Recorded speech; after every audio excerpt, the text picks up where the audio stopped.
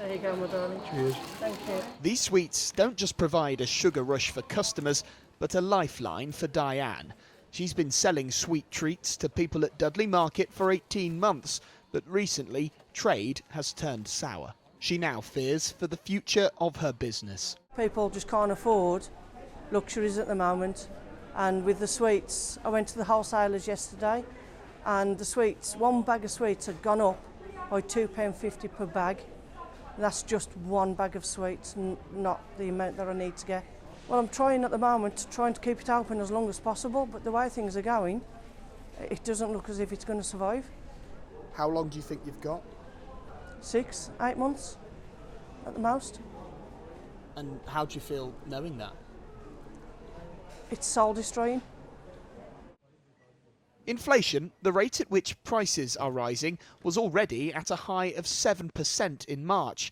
Today, according to the Office for National Statistics, in the year to April, that rose again to 9%.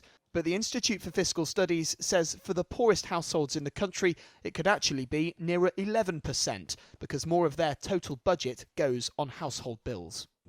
For Chris, it's the petrol that's feeling the pinch. He needs his van to transport his flowers. It used to cost us £100 to fill the van.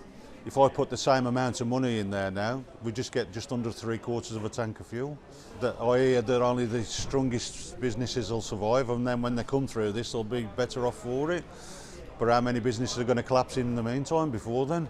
The government says it can't protect people completely from the global challenge of higher energy prices, but Labour wants to see the big energy firms pay more.